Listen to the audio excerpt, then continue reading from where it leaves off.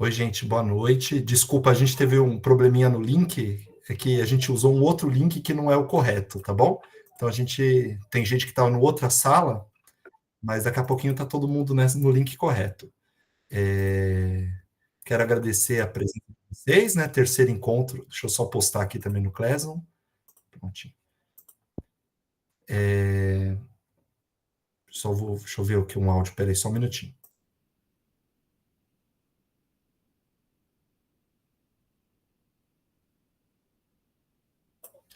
Ô, Luciano, tudo bem? Agora deu certo. Não, bom, gente, é os bastidores. Na verdade, o e-mail da secretaria, a gente tem um recurso de gravação que a gente tem que pedir autorização para o Google para usar, né? Porque se qualquer um tentar gravar uma reunião no Meet, não consegue, a não ser que a pessoa pague um valor particular. Mas a gente tem. Só que aí a gente só tem um link correto para conseguir gravar as aulas, né? Então, se a gente gera um outro link, ele não grava. Quando eu entrei e vi que não começou a gravar, falei, ops, o link está errado. Mas eu também não tinha falado isso para o Luciano, né? Aí teve esse imprevisto. Mas eu vou ficar de olho também se alguém tiver com dificuldade para acessar, eu vou estar nos bastidores para que o pessoal entre no link correto. Então, como perdemos uns 5 minutinhos da aula, não vou interromper mais, atrapalhar. Luciano, esperamos hoje que o pessoal tenha lido o texto, senão já reprovamos todos hoje mesmo, né, Luciano? Então, obrigado, gente, pelo nosso terceiro encontro. E aí eu vou pedir para o Luciano já iniciar, mas depois, no final do encontro, a gente reforça também, já falando sobre o último encontro, né, a questão do local, né, que a gente, diferente do que saiu publicado no Diário Oficial, a gente vai fazer em outro local, porque a gente teve um imprevisto com o espaço que seria, tanto que o primeiro encontro acabou não sendo presencial, né? Mas aí eu passo a bola para o querido Luciano, e mais uma vez agradecendo pelas aulas incríveis que tem sido. É com você, meu querido. Gente, me perdoem, porque realmente assim eu sou totalmente um manezão com relação ao Classroom, e eu fui lá tentar ajudar, acabei prejudicando, né? Acabei gerando um outro link, mas enfim, ainda bem que o Samir aí tá aí para nos ajudar, tá bom? Então, perdoe-me aí essa confusão que houve em relação ao link, fui eu que errei, não tinha noção disso. Então, assim, boa noite a todos, todas. Quero superar. Agora eu vi que tinha. Eu entrei num link e tinha a Nancy. Eu tô que a Nancy está entrando agora aqui. Então agora estamos certo, Nancy. Acho que é isso. Oi, muito obrigada, eu estava perdida lá. Eu também, Nancy, eu também estava. Tá tudo certo. Tá legal, obrigada. Boa noite, gente. Boa noite. Vamos lá. Então tá, gente, é isso. Assim, vamos recomeçar então o terceiro encontro que a gente teve, a terceira aula.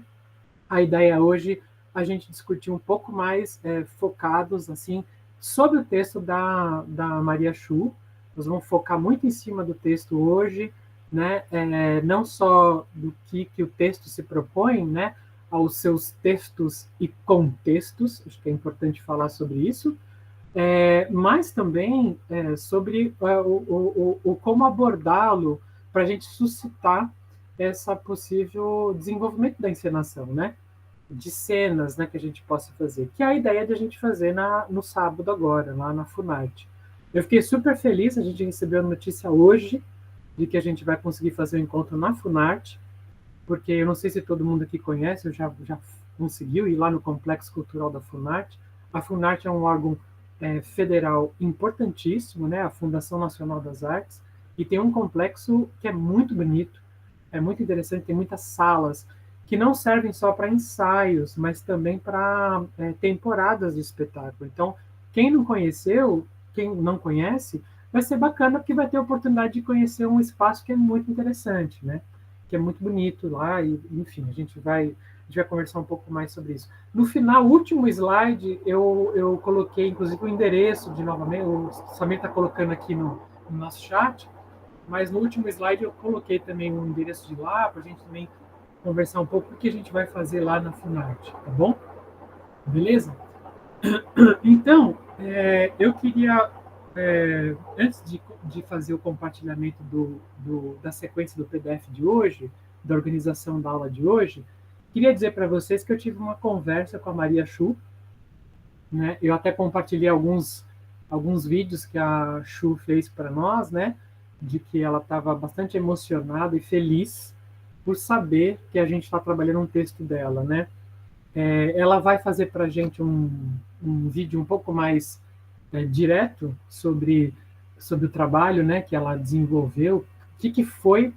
Eu solicitei para ela duas questões, né? Eu fiz para ela duas questões. Uma primeira que era assim: qual é o grande desafio de um autor ou de uma autora de teatro, né, de uma dramaturgo ou dramaturga, enfim, quando você tem contato com uma realidade direta, concreta, né, de um fato real, como olhar para esse fato real, se sensibilizar com esse fato real e, a partir dele, construir uma obra de arte, né? Então, isso foi muito bacana, porque a Chu falou lá, falarei um pouco sobre isso para mandar para vocês. Essa foi a primeira pergunta. E a segunda pergunta que eu fiz para ela, que tem muito a ver com o que a gente vai discutir hoje, é como que uma dramaturga ou um dramaturgo, um autor de uma maneira geral, uma autora de uma maneira geral, independente de seu gênero dramático ou não, mas como é que se lida quando você vai assistir a uma encenação? Como é que você, de repente, escreve um texto e aquilo está naquele terreno do bidimensional, né, da folha, você escreveu um texto e, de repente, você vai assistir a um espetáculo, né? A visão de alguém que olhou o seu texto e construiu um trabalho artístico também, né? Então, eu fiz essas duas perguntas para ela e ela me respondeu assim: nossa, que difícil situação você está me dando, né? Porque, às vezes, assim, é muito prazeroso ver as diferentes visões que as pessoas têm sobre um texto, né? Então, tem coisas que as pessoas colocam em encenações que nós, como dramaturgos e dramaturgas, nem tínhamos imaginado. Olha que interessante isso, né? Então, nós estamos falando com nós temos a oportunidade de falar com a própria autora, e a autora está dizendo para a gente: nossa, gente, às vezes eu vou assistir uma encenação que fizeram de um texto meu, e eu digo, não tinha pensado sobre isso. Então, isso é interessante a gente levar em consideração. Pode ser uma coisa que é boba a gente falar sobre isso agora, mas muito pelo contrário, ela tem uma profundidade que é justamente assim, quando a gente se depara com uma obra, né, um texto literário, por exemplo, e a gente vai montar uma peça sobre esse texto literário, ele ganha uma dimensão de uma obra de arte também, né? E aí o próprio autor e a própria autora se surpreende com isso. Então, assim, é aquele dilema que existe no Frankenstein da Mary Shelley, né? Que é genial, né? Tipo assim, quando a criatura ela ganha uma dimensão que é muito maior que o criador. Eu acho que esse é o grande dilema que existe no Frankenstein, que acho que ou Frankenstein, dependendo como algumas pessoas falam também, não tem problema nenhum, a criatura ganha uma dimensão às vezes maior que a própria criação, né? Eu acho que de certa forma, de certa maneira, se a gente fizer uma certa comparação, a gente começou nossos trabalhos aqui nesse curso falando sobre o próprio Romeu e Julieta. Romeu e Julieta, por exemplo, é uma dessas obras que ganharam uma dimensão que tem pessoas que conhecem o Romeu e Julieta, mas não sabem quem é Shakespeare. Então, também nós temos um exemplo aí de uma obra que transcende, né, a própria criação. Quem foi que criou, como criou, e por aí vai, né? Ou seja, eu estou falando isso já fazendo uma introdução para a nossa aula. Porque, assim, acho que um primeiro ponto que a gente precisa conversar aqui sobre, e, por favor, me interrompam, fala assim, não, pera, você está viajando, eu não estou entendendo o que você está falando, então me interrompam mesmo. Mas um primeiro ponto, que eu acho que é uma grande ilusão, olha que eu vou falar, né? É uma grande ilusão que às vezes a gente tem, quando a gente vai se deparar com um texto, a primeira perspectiva, vamos dizer assim, o primeiro parâmetro que a gente se coloca para ler esse texto é tentar entender o que o autor quer dizer, né? Nossa, eu ouvi tantas vezes, assim, tantas professoras, professores, diretores, diretoras, principalmente diretores e diretoras mais jovens que estão começando a trabalhar com teatro, ficar uma preocupação excessiva, uma loucura excessiva, até um frenesi excessivo de tentar assim, deixa eu ver nessa obra para eu tentar identificar o que tem, qual que é a mensagem, de novo a palavra mensagem que eu falei bastante nas últimas aulas, né? A mensagem que o autor queria dizer. Como se houvesse uma intenção, uma verdade absoluta por trás daquelas palavras. Olha que interessante isso. Então, assim, é como se a gente se colocasse, num primeiro momento, numa busca de descobrir qual é a verdade absoluta que está por trás daquelas palavras, né? E, na verdade, isso é uma grande falácia. Não existe essa grande verdade. Por que não existe essa grande verdade? É uma questão bastante simples. Um autor, como é o próprio caso da Maria Schuh, e tomara que ela fale sobre isso, né, quando a gente receber o vídeo dela, mas assim, ela se depara com uma realidade, ela se depara com uma questão. Aquilo move o ser Maria Schuh, o ser autora, né? Assim como qualquer pessoa que vai escrever sobre algo. E o que ela expõe para a gente, né? Ela expõe as palavras, ela expõe a tal da materialidade do papel, no caso, né? Ela vai expor para a gente, então, um conjunto de palavras, um conjunto de frases, um conjunto de cenas, um conjunto de atos, né? Personagens, ela vai expor para a gente. Então, veja, ela teve um estímulo que foi a partir de uma visão, né, um contato que ela teve com uma realidade. Esse estímulo faz com que ela crie uma materialidade. Então, nós nunca teremos acesso a todas as frequências, a todas as inquietações psíquicas que ocorreram com a Maria Schuh quando ela estava escrevendo. Assim como a gente nunca vai ter contato com Shakespeare, o que foi que moveu, de fato, aquelas palavras?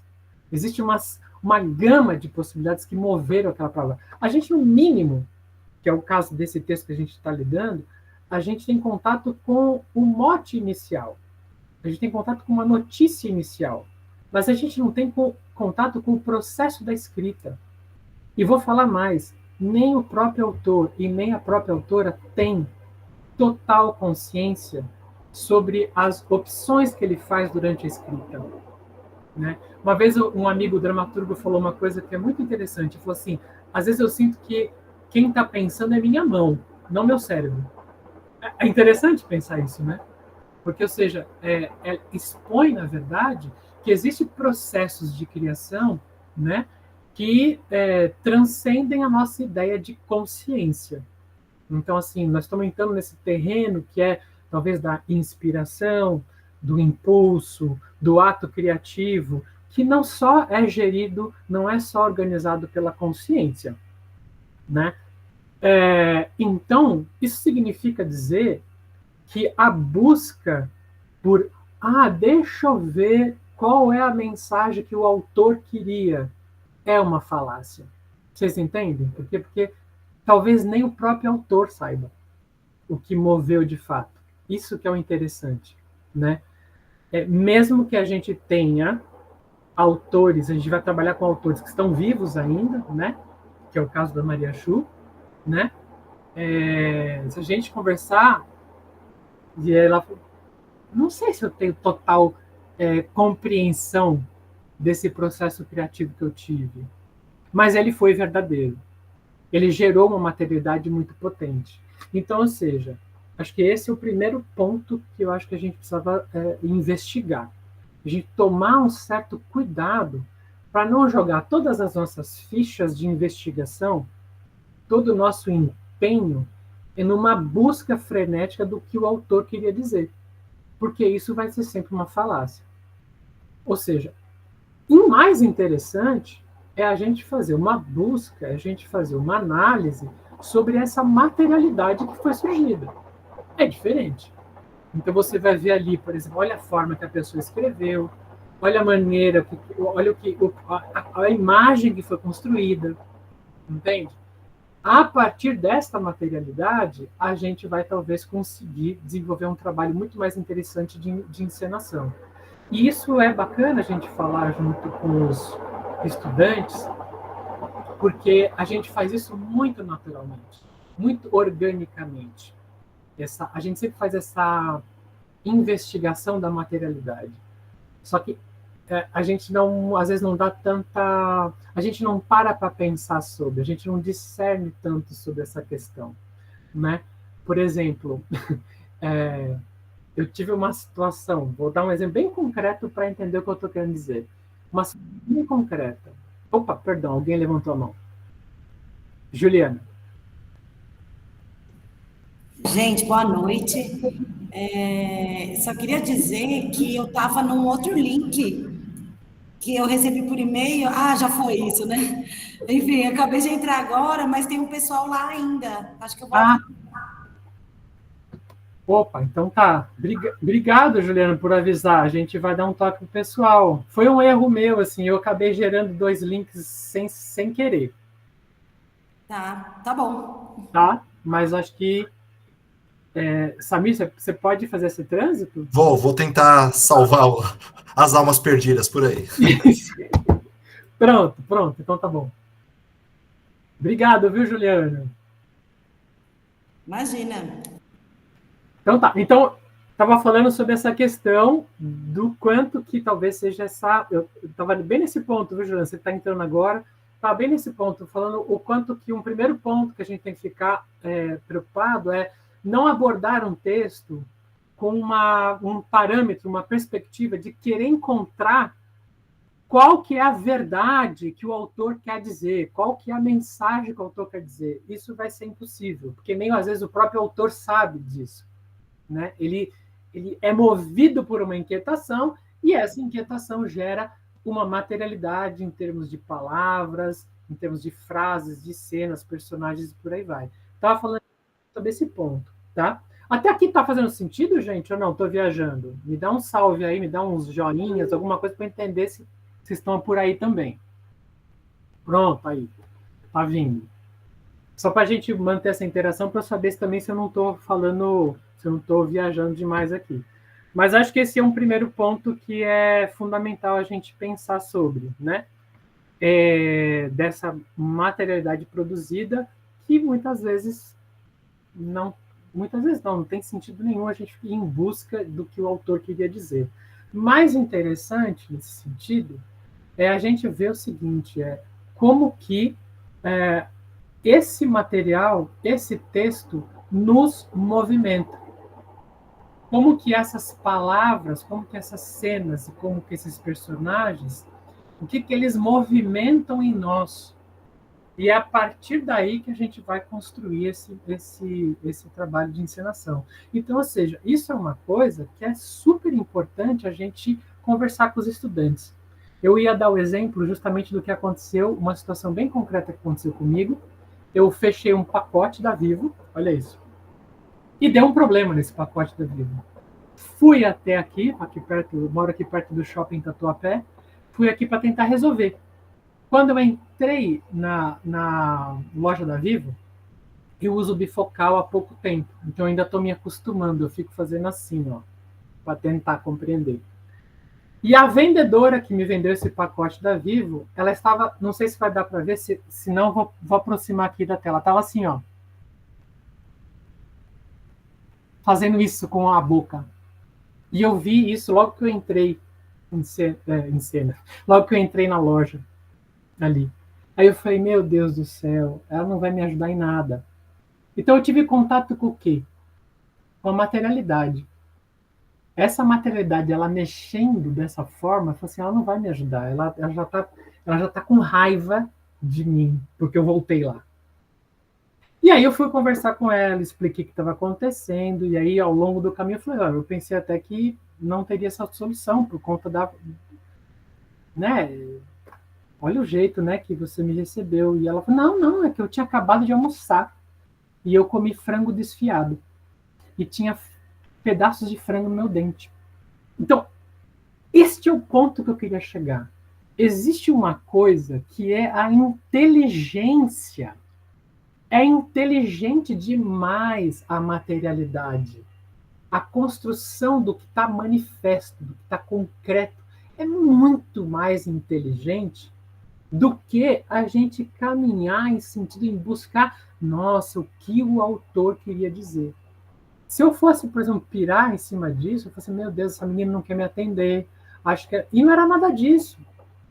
Mas é que aquela materialidade propunha para mim uma leitura da relação que ela teria comigo para resolver meu problema de celular. Entende o lugar, então? Então, acho que esse, eu queria fazer essa introdução, assim, para a gente mergulhar um pouco no texto, de que brincar com os estudantes de vocês, assim como a gente fez com Romeu e Julieta, assim como a gente fez com o filme lá do Stanley Kubrick, de a gente brincar com esses arranjos, com essas coisas concretas. E é louco, né? Se a gente for partir para uma coisa mais filosófica, para uma visão de mundo e tal, a gente está num lugar de muita interpretação, de muita viagem sobre as coisas, sendo que, na verdade, a gente perdeu um pouco essa noção do concreto que há. Então, eu acho muito bonito, acho que é muito interessante. Vou retomar aquela frase que teve lá atrás da Kelly, que ela pegou e falou assim, poxa, eu só consegui interpretar que tinha uma relação em relação às mulheres porque ela estava em cima, ele estava embaixo. É concreto. Precisamos desenvolver esse lugar do concreto. Então, se essa é a pegada, se essa é a levada desse curso, significa que olhar para um texto, ficar pensando, deixa eu tentar entender, deixa eu ver junto, deixa eu investigar junto com os estudantes o que o autor quis dizer. Desculpa, mas isso é uma falácia. O autor é como ele fez um filho. O autor ou a autora, ele fez um filho. E esse filho foi para o mundo. Então, assim, ele não vai dominar isso. Ele não vai dizer, é o que eu pensei, tinha que ser assim, tinha que ser assado. Não. Está lá, está no mundo. A concretude do texto está lá no mundo. Então, assim, analisar o concreto, a materialidade das palavras, da construção das imagens que estão lá, esta é, na verdade, a grande investigação a ser dita. Só que, volto a dizer, como eu já falei na aula passada, a gente tem que tomar um cuidado para como é que a gente pode desenvolver essa investigação junto com os estudantes. É igual como a gente fez, por exemplo, analisando lá o Akira Kurosawa. Se tem o arco-íris, é um sentido. Se não tem o arco-íris, é outro sentido. Isso a gente precisa desenvolver, esse discernimento, né, sobre o fazer artístico, a gente precisa desenvolver com os estudantes, né? Então, acho que esse é o grande ponto. Opa, alguém colocou alguma coisa aqui, deixa eu ver. Tadinho, com escritura, posso dizer que depois que escrevemos vira por... então, Márcia, exatamente, não é mais nosso, é esse o ponto, né? E aí, eu vou aproveitar, inclusive, essa fala da Márcia para colocar o segundo ponto, né? Então, se o primeiro ponto é uma falácia, a gente encarar um texto e ficar em busca daquela verdade absoluta, daquilo que o autor ou a autora queria dizer, isso é, de fato, uma falácia. Um outro ponto significa a gente ter a responsabilidade, e aí a minha grande questão é como desenvolver essa grande responsabilidade com os estudantes de compreender as gramáticas, as sintaxes, as semânticas quando você vai lidar com esse texto, né? Porque isso muda completamente. Muda demais a relação. E é um pouco o que a gente eu pontuei alguns trechinhos aqui do texto que eu queria compartilhar com vocês para a gente entender um pouco esse lugar de como a gente desenvolver essa responsabilidade. Isso significa que hoje, talvez, um dos grandes problemas que a gente vive é o da leitura. Mas não é só da leitura de um texto em si, é a leitura como um todo. Esse exemplo que eu dei, por exemplo, de eu ter ido lá na Vivo, eu não soube ler a menina me atendendo, né? Eu achei que ela eu já crio uma percepção sobre, eu já crio uma ideia sobre, acho que ela não quer me atender, acho que ela não vai fazer. Gente, e a gente faz isso o tempo inteiro.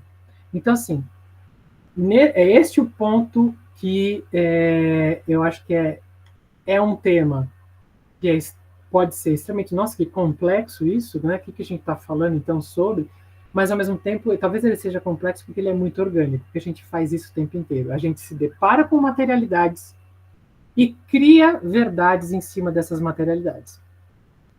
Então, o grande ponto é como é que a gente pode desenvolver uma leitura um pouco mais ampla, mais amplificada para os estudantes também, entendeu?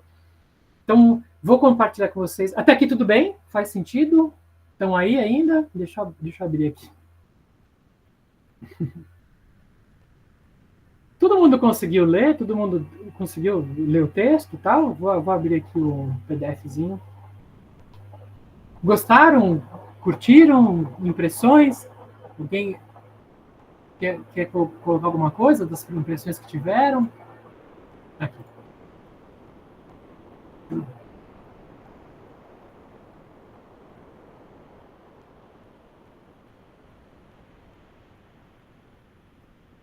Tá dando para ver? Deixa eu pegar aqui. Tá sim, Luciano. Pronto, beleza. Tá maravilha. Então, assim, bom, o primeiro slide que eu coloquei aqui para a gente discutir, não tinha como eu não expor aqui o tal do scanner, né? E foi o mote de toda a criação desse texto quando eu morrer vou contar tudo a Deus, que parece ficção, né, gente? De verdade parece ficção, mas isso é realidade, de um scanner de alfândega, né? Ter identificado um menino aí dentro de uma mala, um imigrante, né? Para tentar entrar na Europa e ter essa situação da família toda. Então, acho que esse é o primeiro ponto, de que a gente ter muita consciência de que esse texto ele parte desse fato real.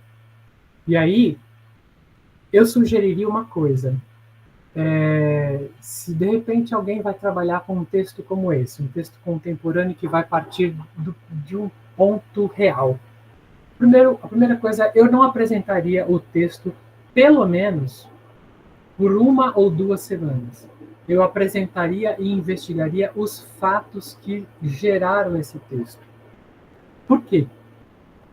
Para justamente desenvolver pontos de vistas possíveis sobre esse fato que ocorreu.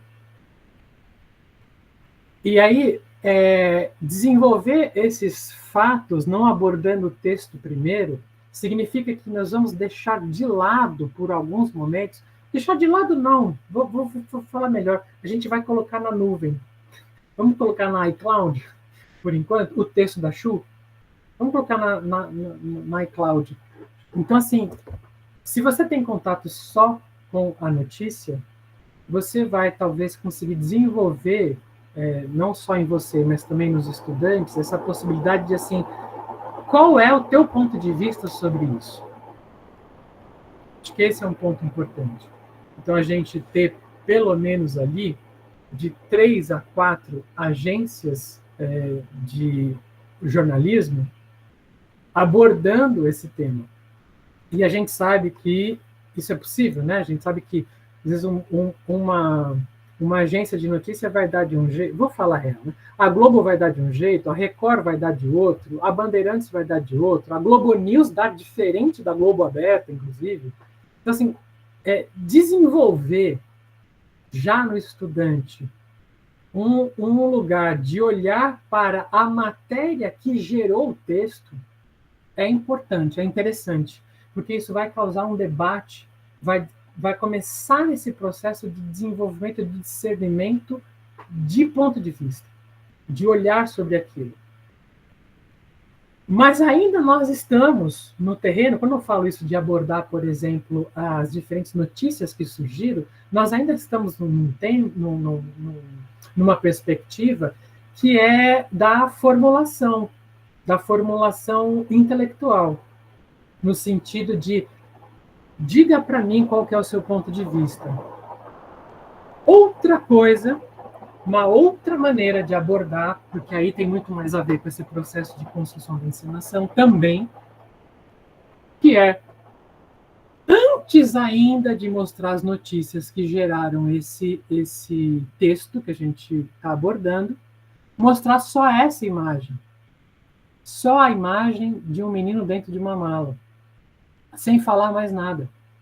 Ou seja, os estudantes vão ter contato com uma imagem, sem contexto nenhum. Então, a gente tira o contexto por alguns dias, ou minutos, ou segundos, depende de como você vai organizar o seu plano de estudo, de ensaio, e só ter contato com essa imagem. E pedir para que, frente a essa imagem, qual é a palavra que vem à sua mente? Ou qual é o pensamento que vem à tua mente? Ou qual é a outra imagem que vem à tua mente? Então, você abre a possibilidade de, antes de ter contato com o texto, de desenvolver um olhar sobre a imagem dele. Em seguida, vamos ver as notícias a partir dessa imagem, do que aconteceu, desse fato? Então, a gente consegue abordar, nesse sentido aí, os dois grandes aspectos para desenvolvimento de uma encenação. Quer dizer assim, como é que você está desenvolvendo uma imagem e entendendo o que uma imagem pode dizer, e, no segundo momento, você vendo pontos de vistas diferentes, seja da maneira como a Globo News colocou, seja da maneira como a Bandeirantes colocou, e alguma outra agência de notícia, a Reuters e por aí vai, você vai ter uma gama maior. Então, ou seja, nós estamos preparando esse estudante a ter contato com a materialidade que ele vai dar conta. A gente está azeitando essa relação. Entende a diferença? Aí eu volto a dizer, né? Por isso que eu fiz aquela... Como que é? O disclaimer. Fiz o disclaimer no início. Tipo, pegar um texto e pegar ele, vai logo... Deixa eu ver o que o autor quer dizer. É a maior falácia, porque você não vai conseguir azeitar no estudante a possibilidade de ele ver as várias camadas de construção que um texto tem. Por exemplo, as imagens que ele pode produzir, os personagens que ele vai produzir, essa concretude da materialidade, entende? Então, eu sugeriria, para abordar com estudantes, primeiro, ter contato só com a imagem e estimular para as pessoas poderem discernir sobre essa imagem, refletir sobre essa imagem, sonhar com essa imagem, né? E por aí vai. Em seguida, em um outro momento, em um outro dia, aí sim eu colocaria todas as referências que já tem sobre essa imagem, sobre esse fato que ocorreu. Tá? Eu vou, deixa eu até anotar aqui, eu vou colocar para vocês um vídeo lá no nosso mural de uma professora francesa. Foi na época que o presidente francês era o Sarkozy. Foi feito um filme chamado Apenas o Começo. É uma professora que vai trabalhar na periferia de Paris, e a periferia de Paris ela é muito recheada por comunidades imigrantes, chineses, senegaleses, e aí tem escolas específicas nessa periferia de Paris. E essa professora, ela começa a desenvolver um projeto que ela fala assim, olha, eu quero desenvolver um curso de filosofia nessas escolas para essas pessoas. E isso foi feito um filme, um documentário que é interessantíssimo, e que ela tem essa preocupação que eu estou colocando aqui para vocês, de ela desenvolver esse discernimento nos estudantes para, antes de ficar numa busca frenética do que a pessoa quis dizer. Não, a preocupação maior é justamente a gente tentar compreender assim, o que esta imagem me suscita, o que essa imagem me move, o que essas palavras me movem. Então, é diferente. E aí é muito interessante no filme, depois se vocês assistam, por favor, é muito legal mesmo, ainda mais vocês aqui que estão envolvidos diretamente com os estudantes. Tem uma cena incrível, isso não é spoiler, mas é bacana para estimular aí atrás, que ela consegue fazer com que essas crianças, elas são de 4 a 5 anos de idade, a ter pensamentos filosóficos profundos, com palavras muito simples. Tanto é que ela tem um momento que ela pega e diz assim, como é que você... O tema é família. E ela diz assim, como é que você define a sua família? Tem uma menininha, ela diz o seguinte, a minha família é muito complexa. Imagina, 4 anos, hein? E ela fala o seguinte, ela fala, mas por que essa família é complexa? Porque a minha mãe é muito inteligente e meu pai é burro. Aí fala, mas por que sua mãe é inteligente e seu pai é burro? Eu falo assim, porque o meu pai, ele abre a Nutella e deixa no armário. A minha mãe pega a Nutella e guarda na geladeira. É genial. É um pensamento genial o que essa menininha está fazendo, né? Ela está desenvolvendo de uma maneira muito libertária um pensamento sobre. E a professora vai muito delicadamente trabalhando esse detalhe assim, do que ela fala sobre o que significa. Então, a Nutella é o parâmetro de ser inteligente ou burro. Entende? Assim? E a professora vai sutilmente discutindo isso. Ou seja, a partir de uma concretude. Então, assim, é sempre a partir de uma concretude que a gente vai construir um pensamento. E eu acho que é esse o grande ponto. Né? Me digam, faz sentido? Tô seguindo. Deixa eu tomar uma aguinha aqui só para molhar a garganta. Vocês estão por aí? Posso continuar? Legal. Legal. Vou seguir aqui, então, um pouquinho esse slide.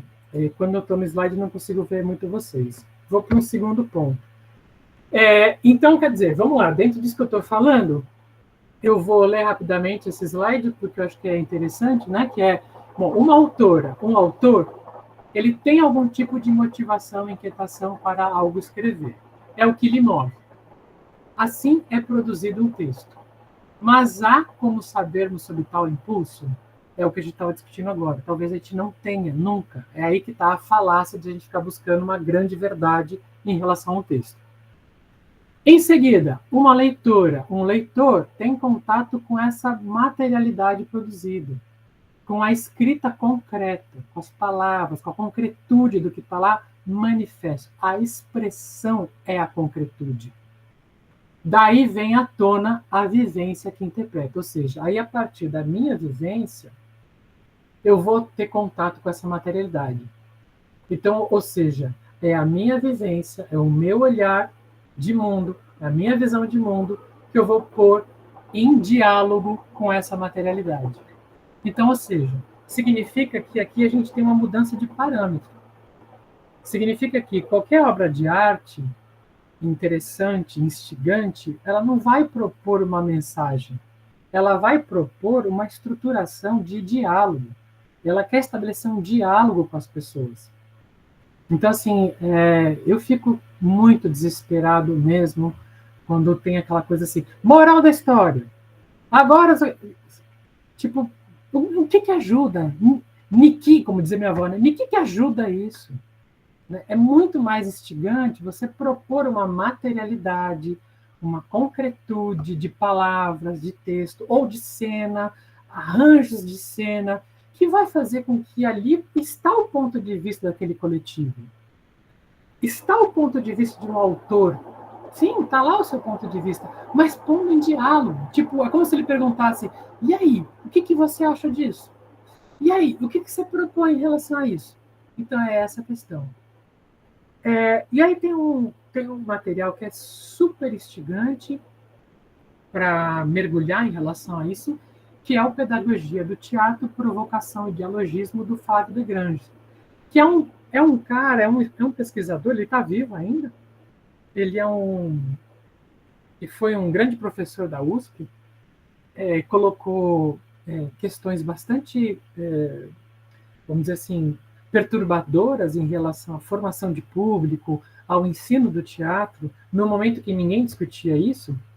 E aí tem esse trecho que eu selecionei, que é: o teatro recente não quer propor ao espectador uma reflexão conclusiva a partir de uma síntese. Mas, ou seja, esse teatro quer propor uma reflexão analítica a ser elaborada por ele a partir de uma disjunção estética apresentada. Ou seja, eu não estou aqui para construir uma mensagem a ser dita, eu estou aqui para justamente conversar com vocês. E vamos pensar junto, vamos ter uma experiência junto, né? O artista trabalha recortando e definindo as frações de vida sobre as quais irá se debruçar. Mas os pedaços recortados não formam necessariamente um todo orgânico. Essa questão de não formar um todo orgânico, tem muito a ver com o texto que a Chu construiu para a gente aqui, que a gente está construindo, né? Primeiro porque a gente tem a visão do Abu, nós estamos só sob a visão de uma única pessoa. E a gente tem pedaços recortados, né? Quem leu vai lembrar, né? A gente tem noção do que é a mãe dele, a gente tem noção do que é o pai dele, a gente tem noção do que é a relação dele com a Ilê, que é a mala, né? A gente tem noção dele com o que é o rádio, pedaços recortados. Não existe esses personagens, a gente tem trechos, fragmentos debruçados. Então, isto é o teatro contemporâneo, isso são os textos contemporâneos, ou seja, está se propondo justamente muito mais uma reflexão analítica do que, de fato, uma reflexão conclusiva. É isso que o Flávio está falando. Então, vamos lá. O artista trabalha recortando e definindo as frações de vida sobre as quais irá se debruçar, mas os pedaços recortados não formam necessariamente um todo orgânico.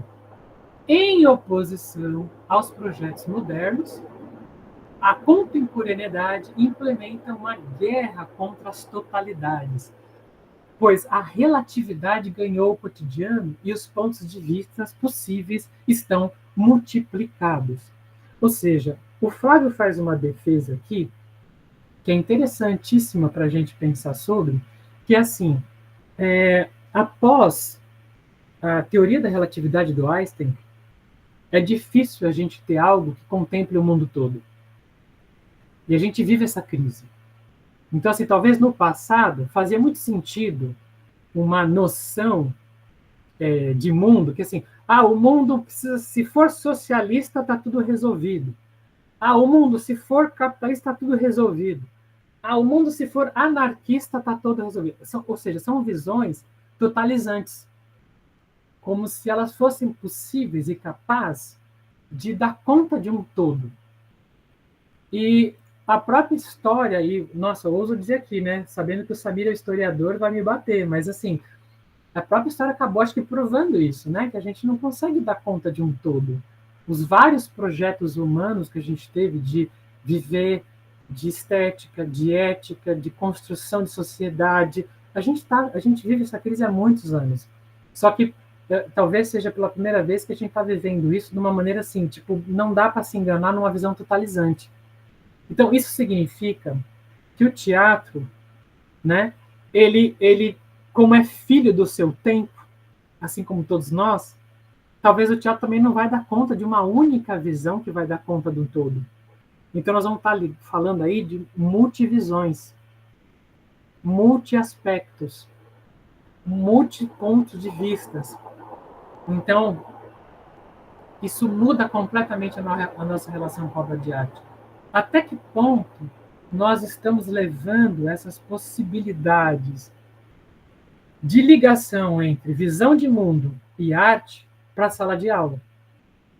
Porque a sensação que eu tive, e me corrijam, por favor, se eu estiver errado, tá? Mas a sensação que eu tive quando eu estava fazendo a cartografia para fazer esse material que a gente vai estar construindo, né? Que a gente está construindo, é que muitas vezes, assim, sim, o mundo é multifacetado, o mundo tem muitas visões, a gente não tem visão totalizante, mas quando a gente vai falar de teatro, a gente volta para um lugar de, deixa eu ver qual que é a visão, a verdade do autor, deixa eu ver qual que é a mensagem a ser dita, vou passar isso para o público, tipo, oi?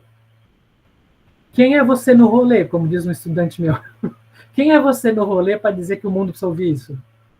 Entende qual que é a perspectiva? Quem é você no rolê? Acho que esse é o grande ponto. Como é que a gente vai, então, mudar um pouco essa chave? Porque se mudar essa chave significa que a gente precisa mudar os nossos procedimentos em sala de aula quando vai se trabalhar em teatro, quando vai se trabalhar em arte. Porque se o teatro é filho do seu tempo.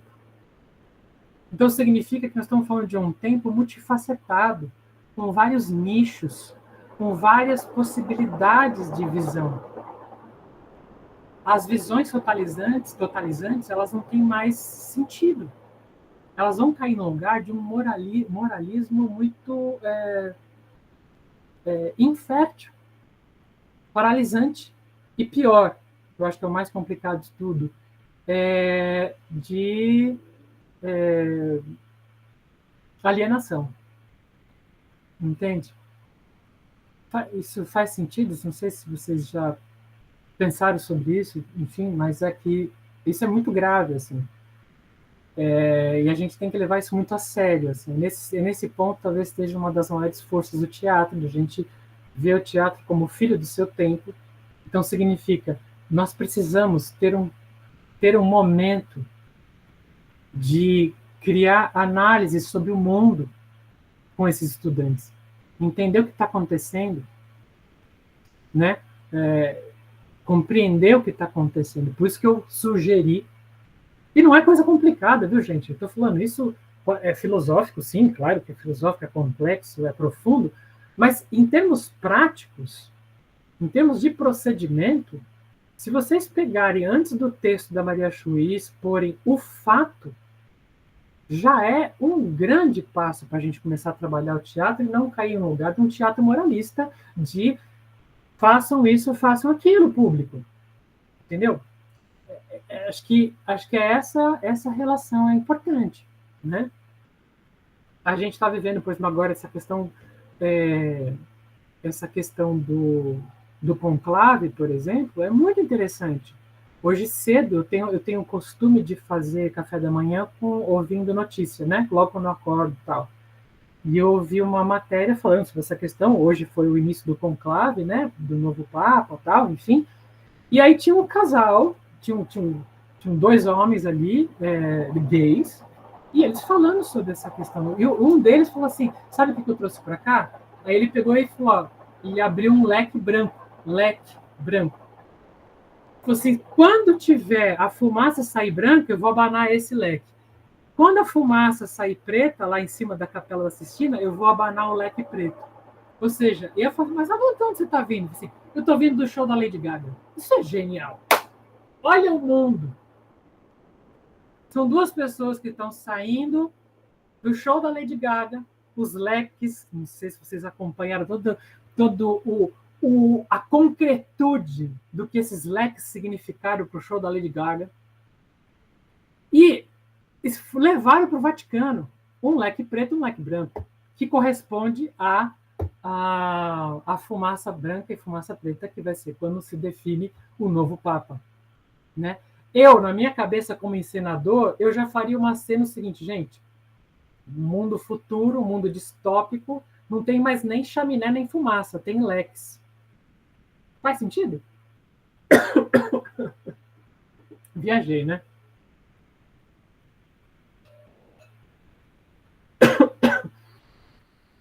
Deixa eu tomar um pouquinho de água aqui, que até engasguei. Nossa, professor, e que riqueza de show, lembrei do senhor, hein? Como que é? Como que é? Eu não ouvi o que você falou. As cenas foram a que eu lembrava de você. Falei, olha, o professor estiver assistindo, olha. Pois é, você vê? Então, mas é isso, você entende? Assim, o que é interessante desse texto, foi por isso que eu selecionei esse texto, é porque a gente justamente está lidando com um fato concreto e uma dramaturgia contemporânea. E é uma dramaturgia que não está interessada em passar uma mensagem, ela está interessada em propor um diálogo, uma discussão.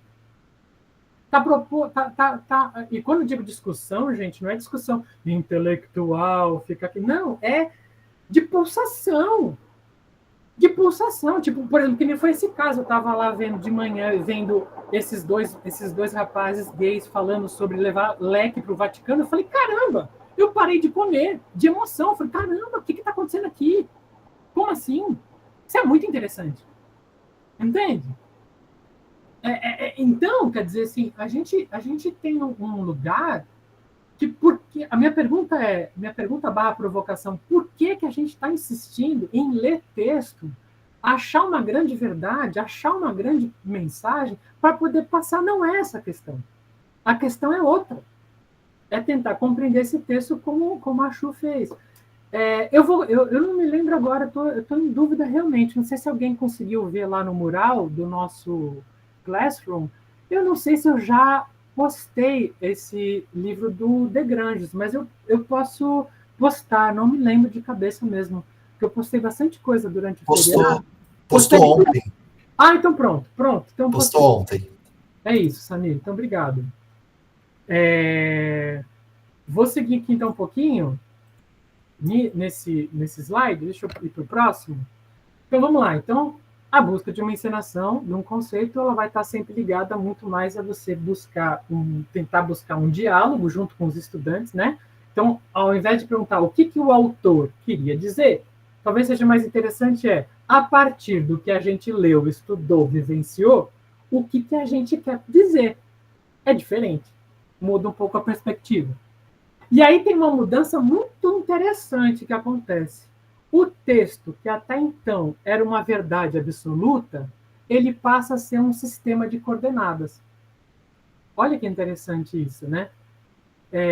O que eu estou chamando de um sistema de coordenadas? É um sistema que existe ali palavras, que existe rubricas, que existe personagens, ou que talvez não exista personagens, como é o caso desse, é o Abu falando, talvez seja uma personagem só, mas que esteja fragmentos de personagens, né? Pela visão do Abu, a gente vai vendo possíveis personagens que vão surgindo ali.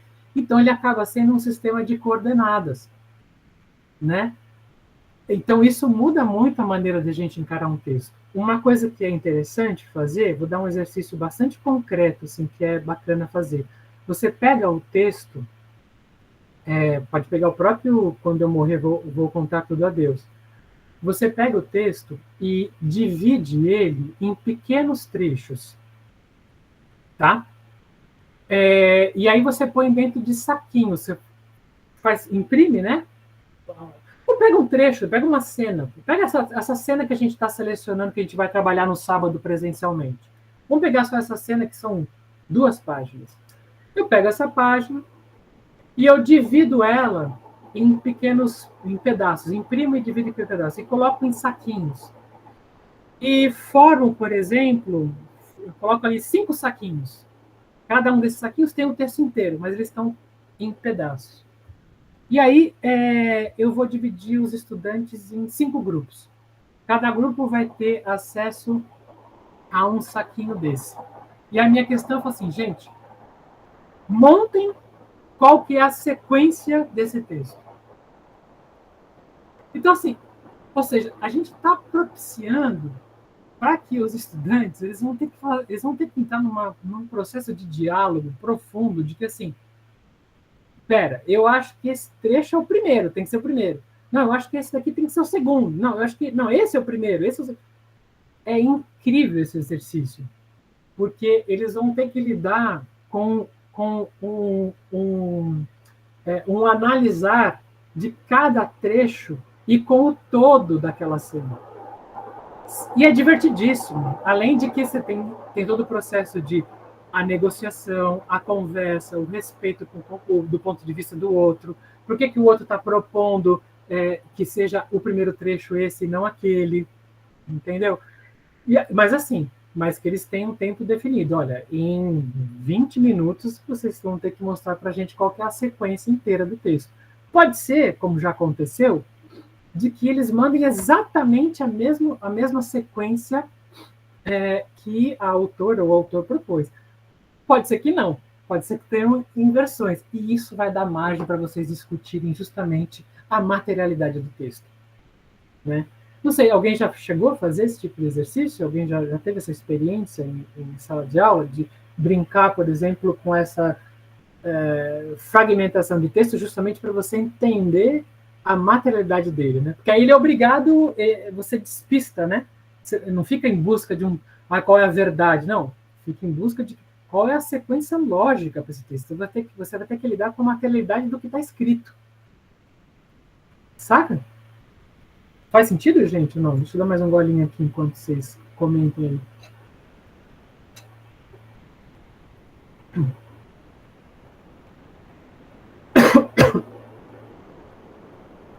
Legal. Beleza, mano, maravilha. Então, quer dizer, é dentro, nessa perspectiva, que um texto passa a ser, então, esse sistema de coordenadas. Vamos para a próxima aqui. Aí vamos já adentrar diretamente ao texto Achou. No PDF que vocês receberam, vocês não tiveram acesso ao livro, né? O livro é esse, Dramaturgia Negra, foi organizado pelo Eugênio Lima e o Júlio Ludemir. O Eugênio Lima é um artista muito importante no teatro contemporâneo, ele é diretor também, não só dramaturgo, mas, enfim, e ele que fez essa organização, e é da Funarte, né, a gente vai estar lá na Funarte, enfim, a edição é da Funarte mesmo. Então, dentro desse texto, nossa, tem 20 textos escritos por dramaturgos e dramaturgas negras. Inclusive, a Leda Maria Martins tem um texto publicado, está dentro desse livro também, que é de dramaturgia, né? Às vezes as pessoas falam assim, mas a Leda Maria Martins, ela é só, né, imagina, é uma filósofa, né? Não, ela também é dramaturga, ela também é poetisa, dramaturga, e tem um texto dela de teatro aqui. Então, o texto da Maria Chu está dentro desse livro aqui, se alguém se interessar, ele está à venda na Amazon. Vale muito a pena, tem muito texto interessante. E eu coloquei aqui por 2 motivos, né? Tem uma indicação, né? Deixa eu pegar o meu impresso aqui, para ficar mais fácil. Tem uma indicação ali, que esse texto da Maria Chu, ele foi montado pelo Bond, né? Foi um edital que eles ganharam, que foi aquela montagem que eu coloquei lá no nosso mural. Então, ali é só uma encenação, é uma visão, é um diálogo em relação ao texto da Maria Chu. Não é a verdade absoluta, não é o que a Maria Chu quis dizer, não é isso. Ele é um diálogo em relação a esse texto. Acho que agora está ficando mais em evidência, né, o que eu quero dizer com esse curso. Só que aí tem uma coisa que é interessante quando a gente vai lidar com um texto dramaturgo. A Maria Chu coloca ali uma epígrafe, e a epígrafe, muitas vezes, a gente deixa passar, né? Tá, epígrafe. Mas ali tem uma epígrafe que é interessante, que é os baobás, antes de crescerem, são pequenos. E isso vem, né, do Antoine Saint-Exupéry. Eu sempre tenho dificuldade para esse esse francês, mas é o autor de O Pequeno Príncipe, né? Então é interessantíssimo ela ter colocado esse trecho dos baobás antes de crescerem são pequenos, porque dá para a gente uma perspectiva, assim, o que isso significa? O que significa ter colocado, por exemplo, na epígrafe, essa frase? Né? E isso eu perguntaria para os estudantes, o que significa? Claro que, de repente, alguém vai falar assim, o que é um baobá? E aí, cabe a nós também expor o que é esse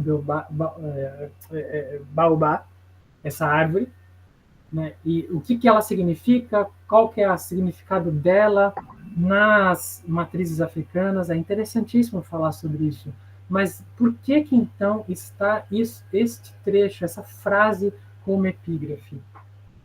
Tá? Tem resposta absoluta sobre isso? Hipótese alguma. Talvez, assim, se a gente abrir aqui, cada um de vocês vai falar uma possibilidade. Isso que é o bacana, né? Mas dentro de um processo de montagem, vai chegar uma hora e falar assim, legal, gente, mas olha, talvez, assim, juntar essa, com aquilo que você falou, talvez a gente vai construir ali um lugar muito mais coletivo e dizer, talvez é isso que a gente queira propor para o público, para a gente expor para o público. Vou colocar alguma coisa aqui, deixa eu ver. Já fiz a montagem do texto e já fiz a relação entre a fábula e a moral. Que legal, Rô. Em que sentido? Eu não entendi, mas desse da Maria Chu ou não? Não. É que você perguntou se a gente já tinha feito alguma vez essa experiência de montar texto. Sim. E aí eu peguei um texto, picotei ele, né? Dividi em partes. Então, eles tinham que conversar e definir qual era a sequência da ordem correta. Ai, maravilha. E já fiz essa com as fábulas, mas é isso dentro da sala de aula, não foi especificamente no AEL. Que aí eu peguei fábulas que não são famosas e eu deixei a possibilidade, a moral, né? Às vezes tinha uma, duas morais, deixava ela separada e eles tinham que ler a fábula e identificar qual moral que ia para fazer a construção, o raciocínio, e sempre essas atividades em grupo. Então, eles faziam essa discussão, como você falou. Ah, que bacana, que legal isso. Não, muito bacana. Arrasou. Legal saber.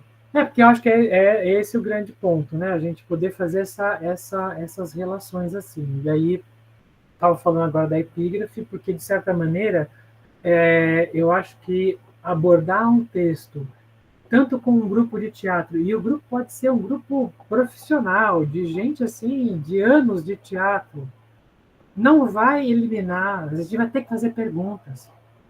Eu achei muito bonito, por exemplo, assim, eu acho muito bonita a maneira generosa como a Fernanda Montenegro, por exemplo, ela lida com um texto, ela lida com uma montagem.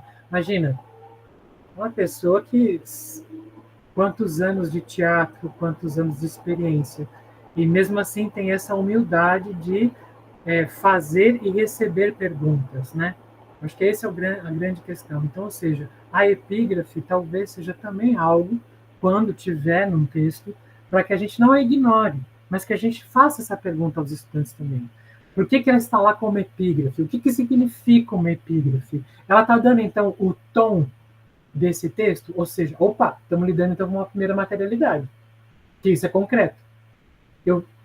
Talvez eu não consiga entender exatamente o porquê que a Maria Chu colocou essa epígrafe, mas eu sei que ela colocou. Então, a concretude, a materialidade do texto está propondo esta epígrafe para eu pensar em relação ao texto. Nunca vou saber que a Maria Chu pensou, mas eu vou saber que está lá na concretude. É esse o ponto, tá? Vou seguir mais um pouquinho aqui. Deixa eu... Opa, eu fugi da página. Vê como eu sou muito mané com isso. Mas ainda bem que o Samir já está acostumado que eu sou mané com relação a isso, ele me ajuda, qualquer coisa. Pronto. Agora estou aqui. Opa! Oh, meu Deus. Aqui, pronto. Bom, então eu queria começar com vocês. Eu não sei se vocês estão com o texto aí fácil. Eu vou começar. Eu falei da epígrafe, o início de tudo. E agora eu vou dar um salto gigantesco. Eu vou lá para o fim, né, do texto da Maria Chu. O fim, ele é um fim bastante complexo. Parece simples. É complexo, mas também ao mesmo tempo é simples por tudo isso que a gente está dizendo aqui. Eu vou ler aqui para vocês o final. Quem tiver com texto fácil, aí o PDF fácil, abra lá, vai lá no seu PDF e vamos acompanhar junto, ou então, se conseguir ver por aqui, estou compartilhando. O final do texto da Maria Chu, ele tem um pequeno detalhe aí que para a gente é muito importante pensarmos sobre. Está escrito o seguinte, ó. Depois de tudo que o Abu... Eu estou partindo do princípio que vocês leram, tá, gente? Estou partindo desse princípio. Quem não leu, depois vai ter que correr atrás, dar uma lida lá, tal, depois assistir a aula. Mas, assim, estou partindo do princípio que quem leu. As últimas frases do texto eu não conhecia o outro lado do mundo, é o quadro à direita. Eu não conhecia o outro lado do mundo, e meu babá me levou para que eu descobrisse o lado de lá. Viajamos dias. Ele, o outro pedaço de mundo, me esperava ansioso. Alcançamos a fronteira. Eu, dentro de uma cachorra-mala de estimação. Homens maus não nos deixaram passar. Nos trancaram em abrigos. Mais um dia. Enfim, um dia, o mundo sem muros ou alambrados estava diante dos meus olhos. Foi tanta imensidão de mundo que eu fiquei mudo de beleza. E quando finalmente consegui falar, tremendo, gaguejando, pedi ao meu babá: me ajuda a olhar. O texto acaba assim, tem só uma rubrica que diz Abu, assopra a vela fincada no pudim malva, ponto, escuridão. O texto termina dessa maneira.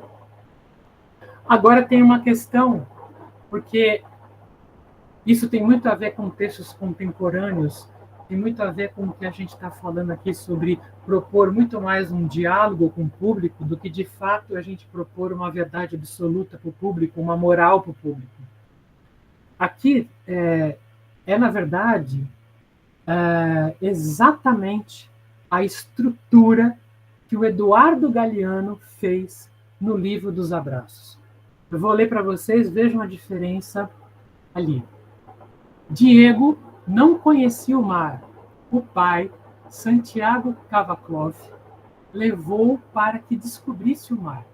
Viajaram para o sul. Ele, o mar, estava do outro lado das dunas altas, esperando. Quando o menino e o pai enfim alcançaram aquelas alturas de areia, depois de muito caminhar, o mar estava na frente de seus olhos. E foi tanta imensidão do mar e tanto seu fulgor que o menino ficou mudo de beleza. E quando finalmente conseguiu falar, tremendo, gaguejando, pediu ao pai: Pai, me ensina a olhar. Comentários! O que vocês acham disso? É a mesma coisa.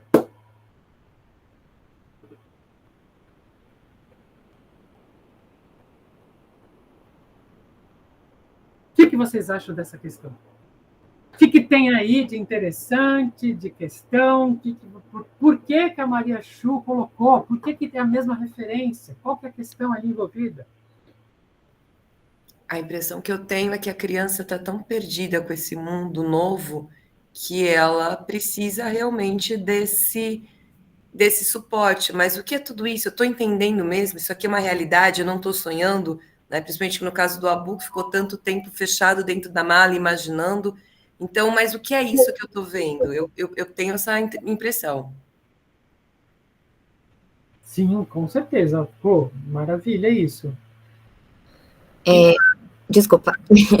Claro, fala. Me veio algo à cabeça, pode não ter nada a ver, mas quando eu li, né, e você vendo ali no texto do Galeano, que essa criança está conhecendo o mar, e a gente conhecendo já todo o texto da Maria Chu, e sabendo de toda essa trajetória do menino, eu fiquei na minha cabeça com a pergunta do estudante lá do começo do curso, tão igual e tão diferente, né? Por que é tão igual e tão diferente?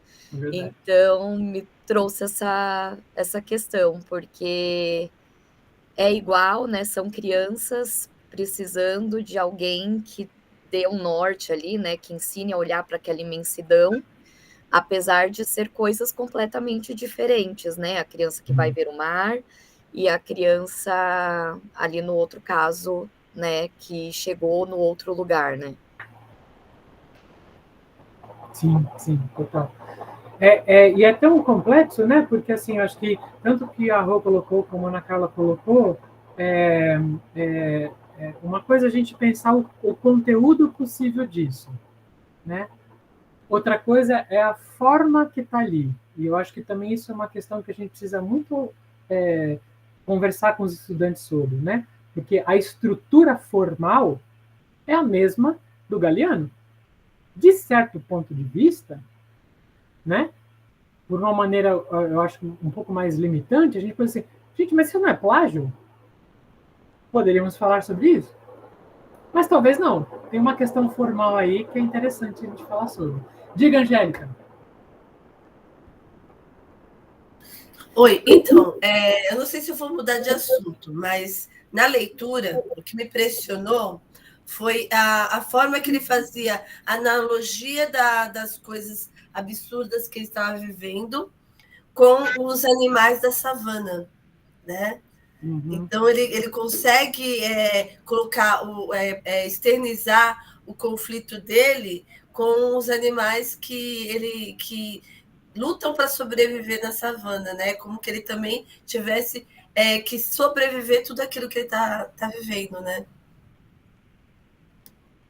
Exato. Não, acho que você não está fugindo do assunto, não, Angélica. Pelo contrário, você está trazendo justamente para essa questão. Eu falei assim, a gente pode ler isso então como um plágio, porque ela está colocando a mesma estrutura do Eduardo Galeano? Talvez não. Ela está fazendo, na verdade, uma associação, está fazendo uma apologia, está sugerindo o Eduardo Galeano justamente para apontar uma questão muito profunda. Se o menino está espantado com o mar, e a nossa referência enquanto mar é muito assim, coisa linda, maravilhosa, o movimento, o mar, no caso do Abu, ele está vendo a Europa. Então, assim, que mar é esse, Europa? Cheio de contradições, entende? Aí, assim, nós vamos entrar no terreno da interpretação, né? Então, talvez, assim, no Galeano, temos essa questão do mar como algo lindo, maravilhoso, o menino está vendo, é tanta beleza que ele se espanta, um mundo sem alambrados, sem fronteiras, que é a Europa, que nós, de fora da pedra, sabemos de todas as contradições da Europa, está também movendo esse menino. Então, assim, é a arte de fazer perguntas. O grande ponto é a materialidade vai surgir para a gente, se a gente se debruçar sobre a arte da materialidade, significa que a gente vai conseguir formular perguntas infinitas para os estudantes. E é isso que vai mover essa galera para a construção da própria cidadania. Esse é o ponto. Opa, alguém... o Leonardo colocou, esses trechos lembram a cena final do filme francês. Sim. Ai, que pena, eu não tenho, Leonardo, eu não tenho esse filme para poder colocar o link lá para vocês, porque sim, você tem toda a razão. Se você quiser falar um pouquinho sobre essa comparação que você fez, mas sim, tem tudo a ver. Porque ele também deixa em aberto. Os incompreendidos do Truffaut, ele vai sempre deixar também uma questão, ele vai pontuar um ponto, né? Ele vai pontuar algo que, em termos de conteúdo, de forma, vai nos propor assim, uma dúvida. Então, até que ponto, o que eu vou querer discutir? Acho que é essa grande questão. Me parece um pouco nesse lugar. Ou seja, gente, então, a gente está falando aqui, levando em consideração que a Rosângela falou, que a Angélica falou agora, é de a gente olhar para que, olha que interessante, a Chu está usando a mesma forma de algo que já foi dito, mas um conteúdo diferente. Então, há uma dissociação entre forma e conteúdo colocado. Nesse sentido, não é plágio. Nós estamos falando, então, de uma pessoa que está se utilizando desse material. Aí você fala, nossa, Luciano, desculpa, mas eu ainda não concordo com isso, porque eu acho que talvez seja um plágio. Pode até ser, tudo bem, é um ponto de vista.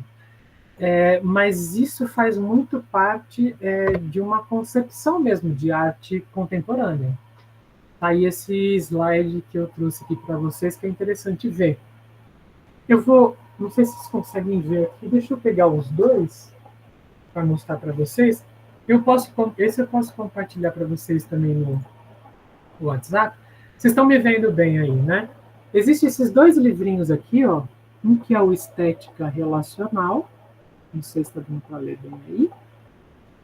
E o outro que é o pós-produção. Ambos esses livros, na verdade, é uma continuidade, é uma coisa só. Eles deveriam ser lançados assim. Ele é uma continuidade. Mas é uma análise que o professor Nicolas Bourriot faz de que a arte contemporânea ela vai se utilizar de outras coisas já construídas e redimensionar essas obras construídas, né? Aí você vai falar assim, tá, então talvez é isso, né? Porque existe o final do livro, o final da peça da Chu é uma estrutura já construída. Então ela está se utilizando desse material para dizer uma outra coisa. Isso é uma característica das obras contemporâneas, né?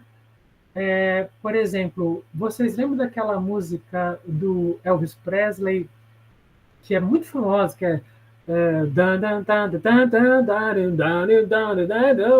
E fizeram uma nova versão, com uma versão mais de pista, de dança, né? Péssima minha referência, né? Eu não soube nem cantar direito, né? Mas eu quero dizer assim, tipo, essa arte do DJ, essa arte da mixagem, faz muito isso. Pega algo já pronto, que já existe, e remixa, refaz isso. Isso gera um outro sentido, né? E isso a gente fala assim, não, mas como assim? Então ele não criou. Não, ele criou. Ele criou. Porque a construção da relação de uma coisa com a outra é criação. Ah, nossa, você não concorda com isso. Não, tudo bem se você não concorda, mas isso é um outro paradigma da arte contemporânea. Se isso é um paradigma da arte contemporânea, significa assim que os nossos procedimentos precisam ser alterados, concorda? Nós não estamos mais falando de uma obra absoluta, construída, que um autor se trancou numa sala e construiu. Não, ele está ligado com o mundo, ele está relacionado com o mundo. Então, ele pega elementos desse próprio mundo, inclusive de outras obras de arte, para redimensionar dentro da sua própria arte. Diga, Juliana. Estou viajando, Ju? Não, enfim, é uma coisa que para mim torna diferente as duas. Um pouco, não sei se alguém mais teve essa impressão, mas enquanto eu estava lendo o texto, o tempo todo, depois, né, que ele vai contando assim, dessa parte de sair, né, do abrigo,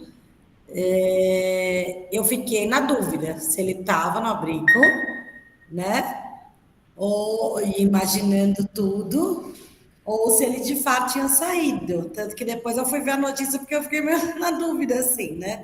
Uhum. E aí, isso eu acho que é algo bem diferente dos dois, né? Porque o menino tá vendo o mar, não tem dúvida, né? Ou enfim, não sei, né? Pode ser que tenha. Mas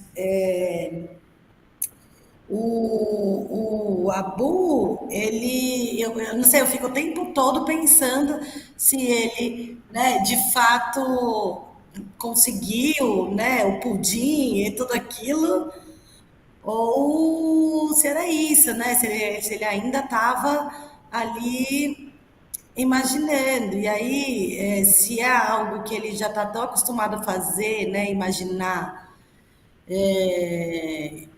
fico pensando também que o quanto que ele achava que isso ia acontecer de fato. Acho que ele não achava. Então, quando acontece, é isso, assim, ele precisa que alguém belisque ele, né? Alguém fale, olha, aconteceu mesmo. Né? Então, eu fui pensando um pouco por esse caminho. Ai, maravilha. Ainda bem que você falou sobre isso, porque eu acho que esse é o próximo slides que a gente vai ter, né? De fato, se a gente pensar que quando a gente aborda um texto, mais que definir uma proposição, definir uma mensagem, a gente desenvolver, não só nós, mas nos estudantes, a arte da pergunta, né? Fazer perguntas sobre, a partir de algo concreto que está lá. Se você pegar, por exemplo, esse jogo que ele faz, ele coloca 3 fases do imaginário. Lembram disso? Tem 3 fases do imaginário. Uma que é daquela das nuvens, outra que é aquela de ser, de fato, ficar dentro da ilê, né, da mala, e a terceira, que está escrito lá, às vezes, fazemos coisas que não queremos fazer. Às vezes, não ganhamos o que queremos ganhar. A vida nem sempre é como a gente quer. A vida é como ela se apresenta.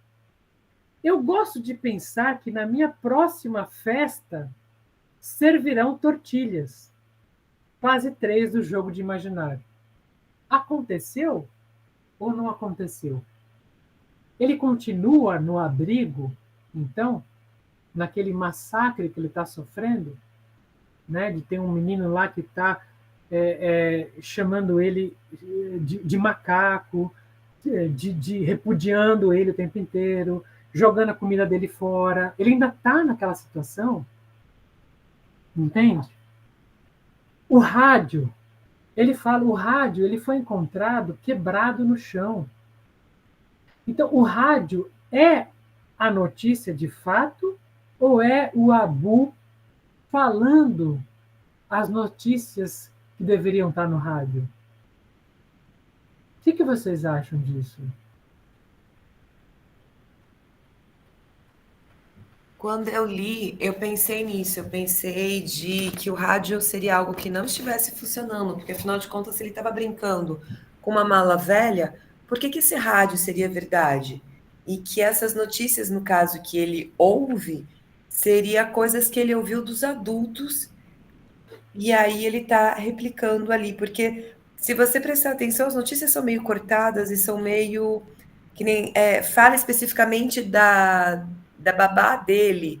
Por que o rádio noticiaria aquela única pessoa que seria referente a ele? Ele poderia falar de uma forma geral, mas está especificando sobre ela. Então, eu tive essa ideia quando eu li. Sim.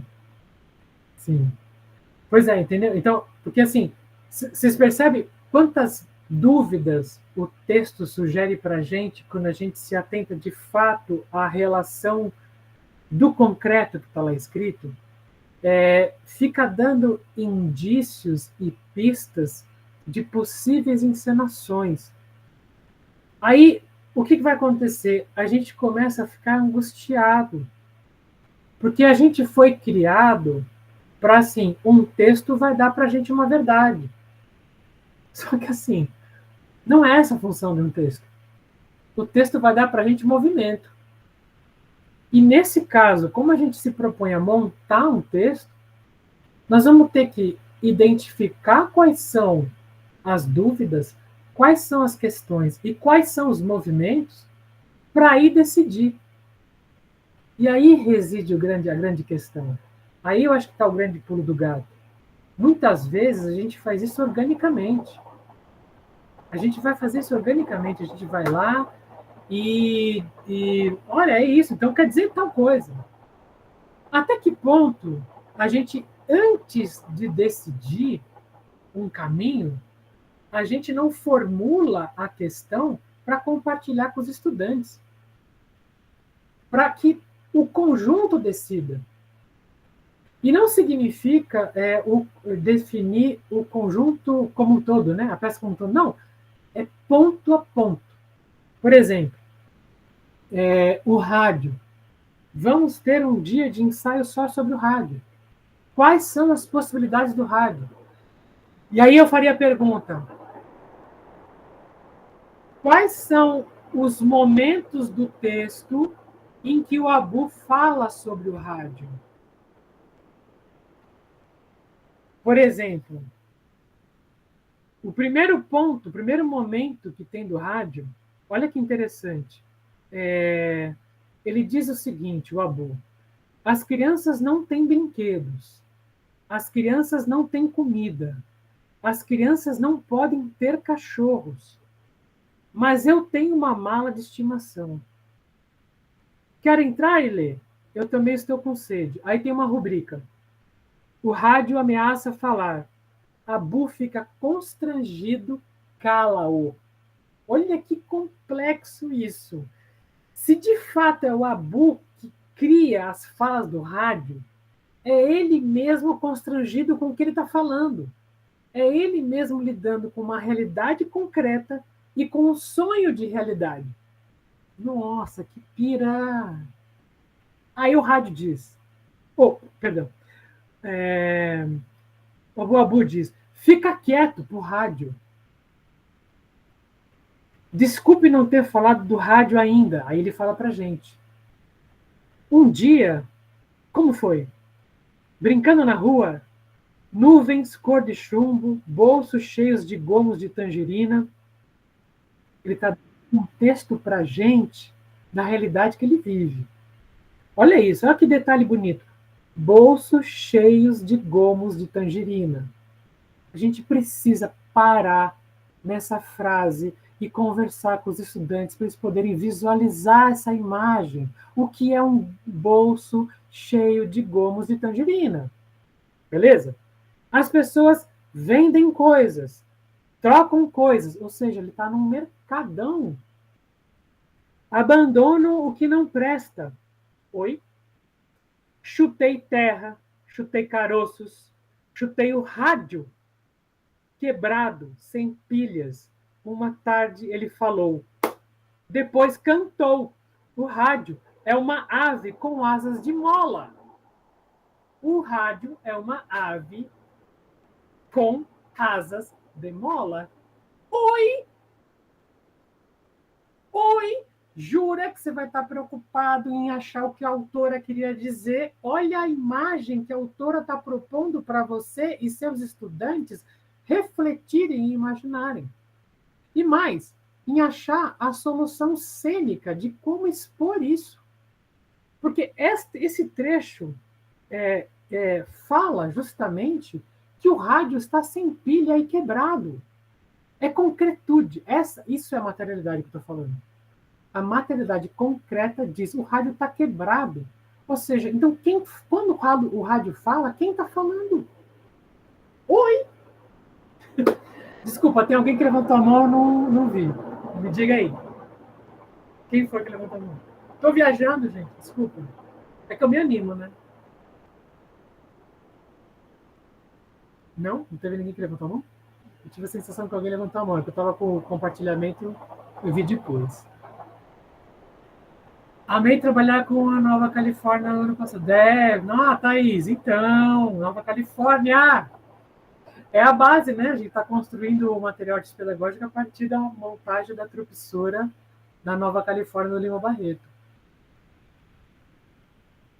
Mas faz sentido isso que eu estou falando, gente, essa questão? Você entende o que é a investigação da materialidade? Assim? Tipo, é a gente se animar também com a imagem construída do próprio texto. Isso eu acho maravilhoso. Aí você vai falar assim, poxa, mas espera aí, Luciano, não é contraditório? Porque na sequência dessa que eu estou falando que o rádio é uma ave com asas de mola, ou seja, é o momento que o Abu fala que ele encontrou um rádio no meio de um comércio, no meio de uma feira ou mercado, enfim, as pessoas compram e vendem ali um monte de coisa, e chutando coisas que são jogadas fora, ele encontra esse rádio. Então ele está sem pilha e está quebrado. Então ele não funciona. Mas ele assume uma função. Ele assume uma função dramatúrgica no texto que é importantíssima. Porque ele vai dando o contexto amplo do que está acontecendo na Europa. O problema da migração, o problema do quanto que eles estão... o que as pessoas que querem entrar na Europa estão fazendo, até que ponto estão chegando para entrar na Europa. É grave a situação. Então, ou seja, se a gente levar em consideração isso, nós estamos falando de um menino que sonha, e sonha muito, e aprendeu com a sua mãe a sonhar, a ver as nuvens, e quem nunca, né? Que nunca olhou as nuvens e viu formatos possíveis. É desse menino que estamos falando, que tem uma abstração extremamente desenvolvida, e eu não estou falando que é a interpretação, isso está escrito na materialidade do texto, mas que, ao mesmo tempo, tem uma consciência concreta da realidade que está vivendo. Estamos saindo da Costa Rica, da Costa do Marfim, para ir para a Europa. É bem complexa a questão. Diga, Angélica. Me questione. Estou viajando demais, Angélica? Não está viajando, não. Eu ia lembrar que o rádio ele está quebrado, né? Só que ele cita algumas músicas que estão tocando no rádio. Isso. E eu achei tão curioso que eu fui pesquisar as músicas. Você viu? Eu vi também. E umas músicas bacanas, né? Tipo, eu gostei muito. É muito legal, muito bacana. Então, isso é um exercício legal a gente fazer com os estudantes, entendeu? É uma concretude, está aqui. Ele cita, inclusive, concretamente, a Maria Chu cita concretamente a referência musical. Vamos atrás, vamos ver. Por mais que a gente não entenda a letra, Mas qual é a sensação que isso dá? Eu colocaria essa música. Gente, vamos fechar os olhos e vamos ouvir essa música. Foi essa música que a Bu ouviu. Em seguida, ninguém fala nada. Ninguém fala nada. Escreva no papel quais as sensações que você teve ouvindo essa música. E depois vamos comparar com a sensação do Abu. Você percebe que a gente está criando procedimentos, a gente está criando jogos a partir de uma concretude, sem que a gente fique limitado a uma aplicabilidade dos fichários da Viola Spolin. Entende? Porque nós estamos desenvolvendo o nosso pensamento sobre uma obra artística, entende? Acho que é esse o grande ponto, né? Deixa eu só colocar um pouquinho para frente aqui. Gente, por favor, tá aberto, viu? Coloquem questões, me questionem, falem aí. Eu queria falar só um pouquinho a mais sobre essa questão do pós-produção, que eu vou disponibilizar para vocês, mas é muito isso que a gente está falando. Eu acho que a gente não tem que ter pudor de repente, pegar alguma outra obra, colocar alguma outra obra, porque o paradigma de criação mudou. Então, assim, eu me lembro quando eu comecei a fazer teatro, o paradigma de criação era daquela pessoa que criava uma obra, né? E essa obra ganhava uma dimensão absurda, né? Tipo, olha, que interessante o que a pessoa está falando, colocando, blá, blá, blá. Claro que ali estava envolvido forma e conteúdo. Mas você pegar a obra de alguém, redimensionar essa obra, colocar lá dentro de um espetáculo, ou colocar ela dentro de um novo remix, de uma remixagem, esta construção de nova relação, essa construção de remixada ou remixagem, também é criação. Então mudou o paradigma. Isso é muito interessante a gente perceber. Sabe, eu vi muitas coisas em sala de leitura que era Shakespeare em prosa. Eu falei, oi? Como assim Shakespeare em prosa? Porque a estrutura do Shakespeare ela é muito poética, né? Ela tem uma estruturação de falas, de contexto, de personagem, e de repente você tem um texto corrido em prosa contando a história, por exemplo, de Romeu e Julieta. Estou falando Romeu e Julieta por conta do exemplo que a gente teve no início do curso. E eu fiquei assim, no primeiro momento, falei assim, como assim, gente? Mas quando você vai ler, depois você vê, olha só, tá vendo? A pessoa pegou a história e recriou. Aí eu fiquei pensando assim comigo, falei, gente, mas peraí, eu não sei se vocês sabem disso, mas assim, a história Romeu e Julieta não foi inventada pelo Shakespeare. Essa história já existia. Assim como o Hamlet, o Fausto, já existe há muito tempo. É que o Goethe, no caso, pegou o Fausto e criou o seu Fausto. O Shakespeare pegou a história Romeu e Julieta e criou o seu Romeu e Julieta. Pegou o seu Hamlet. Entendeu? Então, a gente pode falar assim, nossa, mas isso é super contemporâneo, a pós-produção, pegar uma coisa e ir para outra coisa e mesclar. Não é. Não é. Isso talvez tenha sempre acontecido. É aquele fato interessante que, assim, né, talvez não exista criação, né? Existe cópia. Brincadeira. Lógico que é uma criação, o que eu estou defendendo aqui, né? A sua analogia, o que eu quero dizer para vocês a sua analogia, a sua comparação, a sua recriação, ela é uma criação, ela é um ato criativo. E é por esse motivo que não faz sentido nenhum ficar em busca de uma verdade absoluta do texto, porque você tem que ter contato com essa materialidade, fazer essas perguntas, falar assim, e aí? Gente, amiguinhos, amiguinhas, me digam, o Abu, tá? É ele que fica falando sobre o rádio? É ele que cria as histórias do rádio? É ele que tem essa consciência de Europa?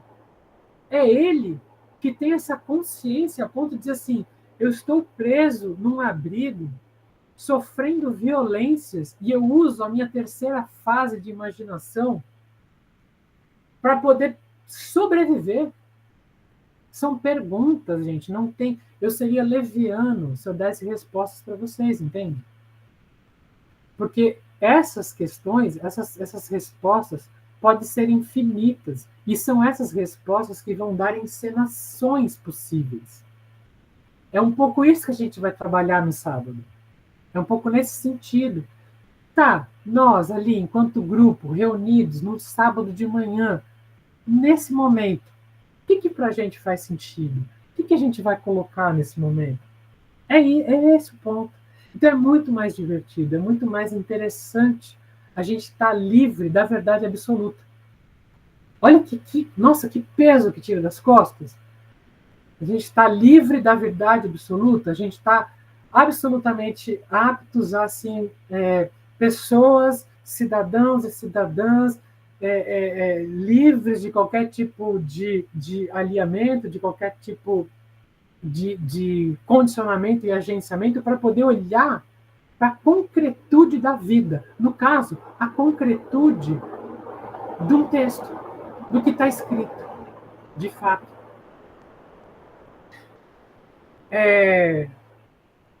Eu tenho muitas dúvidas, por exemplo, se de fato, naquela conversa em que o Abu tem com a psicóloga,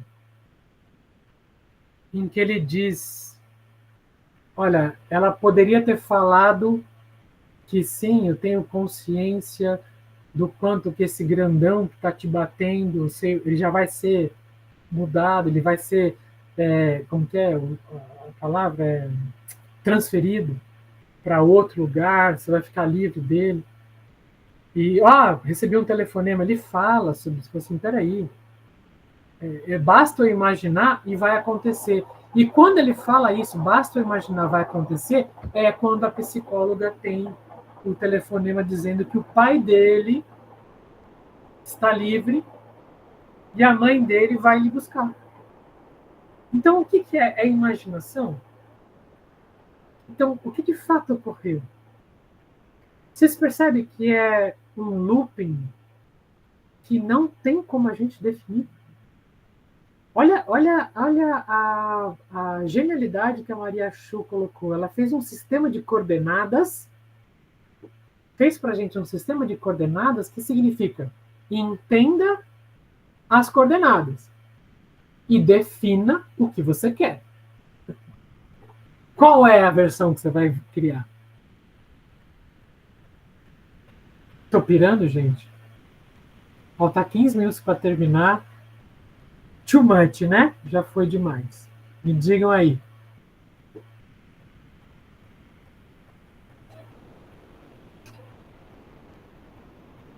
Gente, vocês estão aí ainda?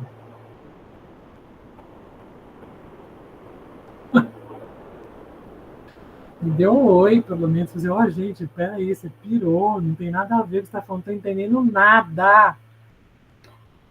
Sim, é filosófico. Então tá bom. Então, pelo menos isso, né? Pelo menos vocês estão aí também me acompanhando. Então, assim, olha, eu vou compartilhar com vocês o pós-produção. Vou compartilhar os dois, o estética relacional e o pós-produção, de novo. E aí, eu estava falando o tempo inteiro sobre essa questão ali, o desafio de fazer perguntas. Então, a única que eu queria pontuar nesse finalzinho é sobre essa cena inicial. A cena inicial de tudo que é lá, olha, rubrica, de dentro de uma mala tipo trolley. Então é bacana, vamos lá, procurar o que é a mala trolley. É aquela mala com rodinha que anda para lá e para cá. O que faz todo sentido para a gente pensar e ler, né? Aí uma criança de 6 anos sai. Aí o Abu diz, a Rosângela vai ficar brava como eu vou falar, né? Mas je m'appelle Abu. Eu não falo francês, Rô. Você falou tão bonito aquele dia. Enfim, essa é a cena inicial. Então, assim, eu poderia fazer ali um corte E eu queria colocar para você o seguinte: é muito comum em algumas dramaturgias contemporâneas que a primeira cena já diz tudo o que vai acontecer. Então eu faria uma pergunta. Essa cena 1, inicial de tudo, é a mesma de quando ele foi descoberto? Que é a cena que a gente vai trabalhar? Aquele trecho que a gente vai trabalhar? Porque é isso que acontece, né? Ele sai da mala e diz, meu nome é Abu. Então, não tem definição, não tem resposta para isso. Mas a gente pode pensar assim, caramba, o espetáculo, não mais a peça, estamos já pirando na encenação. O espetáculo começa com o ápice, com o clímax maior. Começa com a descoberta. Eu poderia radicalizar nisso. Vamos conversar? Vamos ver, isso faz sentido ou não? Pode ser. Aí você vai falar assim, não, o senhor está pirando. Mas como assim? Você já vai entregar logo na primeiro ponto? Olha, pode ser que sim. Porque talvez o clássico dos clássicos, que a gente tem falado aqui, que é o Romeu e Julieta, ele começa como? Duas famílias iguais na dignidade, na bela Verona, travam lutas e conflitos, e vão morrer. E a gente já pede desculpa, porque talvez a gente erre para contar. Gente, o coro inicial do Romeu e Julieta dá um mega spoiler. Ele já fala tudo o que vai acontecer. Peguem o original do Romeu e Julieta. A primeira fala é do coro, e o coro fala isso, ó. Existem os Capuletos, existem os Montecos, eles não se bicam, eles se matam, e os filhos vão se amar e vão morrer, vão se matar. Vamos ver o que vai dar? Tipo, cara, como assim? Você contou o início, meio e fim. Por quê?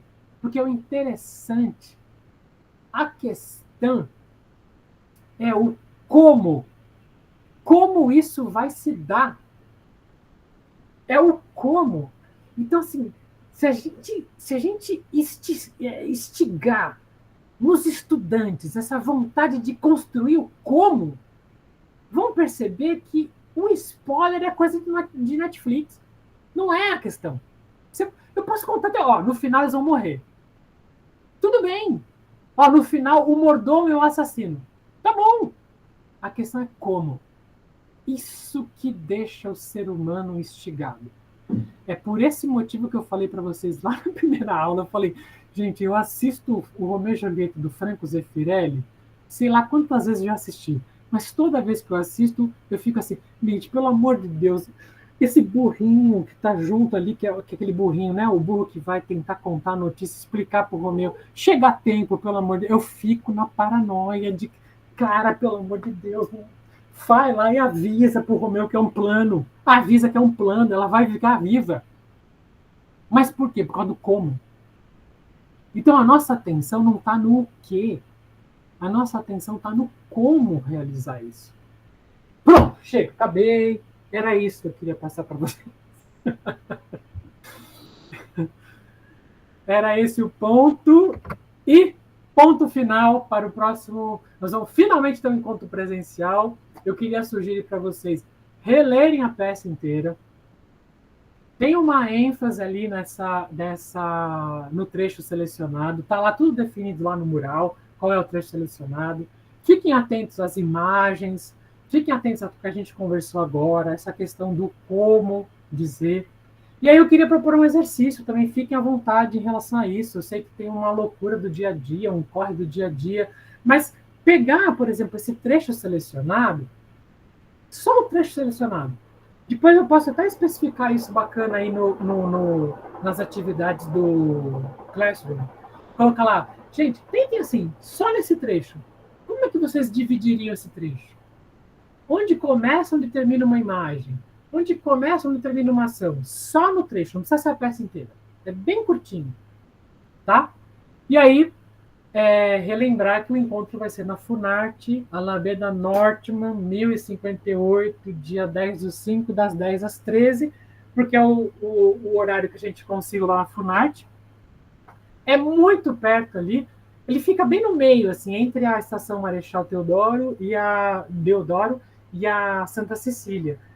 Até coloquei lá na indicação, 9 minutos andando, é super rápido. Desceu ali na estação, ou Marechal ou Santa Cecília, você vai chegar rapidinho na Alameda Norte. E é bacana porque vocês vão conhecer, quem não conhece, né? Vocês vão conhecer um espaço que teve uma importância muito grande.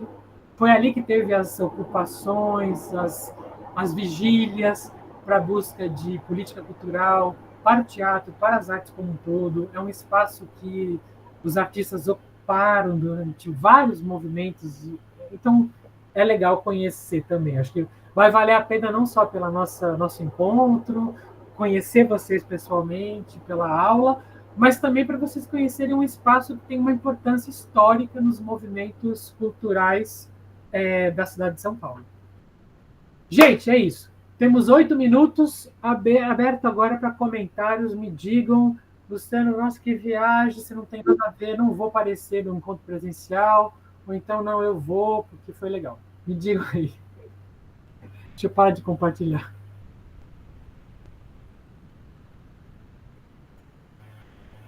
Então, tá... Oi, Luciano, boa noite, tudo bem? Boa noite a todos. Eu queria fazer só uma observação. Esse recurso do spoiler que você falou, para mim ficou muito marcado quando eu assisti Cachorro Morto. Porque logo no início, a primeira fala é dita assim, o pai matou o cachorro. E como sobre a questão, né, o cachorro morre atropelado, e é sobre o ponto de vista de uma criança autista. Então, a gente fica o tempo todo duvidando se é de fato essa situação, até que no final a gente comprova que o pai de fato matou o cachorro, né? Então é interessante que você fica até o último segundo questionando se de fato, né, esse é uma informação verdadeira ou não, ou se é só uma ilusão que essa criança teve, né? Uma parte da percepção, da interpretação dele da situação. Não, incrível, Leão. Boa lembrança, boa associação. É isso, acho que é esse o ponto, sabe? Por isso que o como, às vezes, no caso do teatro, é muito mais interessante do que o quê.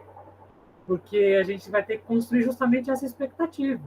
A pessoa pode até saber, mas é tanta expectativa que você fala assim, meu Deus, não é possível. Então, acho que essa é a questão, assim. E às vezes a gente não pontua tanto isso com os estudantes, né? Quem mais? Diga, Mel. Então, professor, eu estava até escrevendo aqui, mas é melhor falar. Nos nossos relatórios, o que o senhor disse, fique tranquilo. Eu entendi. E nos nossos relatórios da educação infantil, quando o senhor falou lá daquela jornalista lá, das crianças de 4 anos, 6 anos, lá na França, eu também lembrei de uma professora na Finlândia, que ela trabalha mais ou menos parecido, né? Com filosofia para criança. Ela não despreza a criança, né? Porque antes a criança não era criança, né? Agora a criança, ela é bem trabalhada. Então, nós que somos professores na rede pública, trabalhamos com essa fase dos 3, 4, 5, 6 anos. Gente, vocês vão ver, eles estão muito assim, espertos. Eles estão muito letrados, estão no mundo letrado. Esse mundo letrado, vem umas perguntas para nós, que a gente fala, meu Deus, e agora? E quando a gente vai fazer os relatórios, a gente coloca como cena, na cena 1, fulano de tal apresentou isso e isso. Na cena 2, fulano de tal fez isso, perguntou isso, elaborou isso, desenvolveu isso.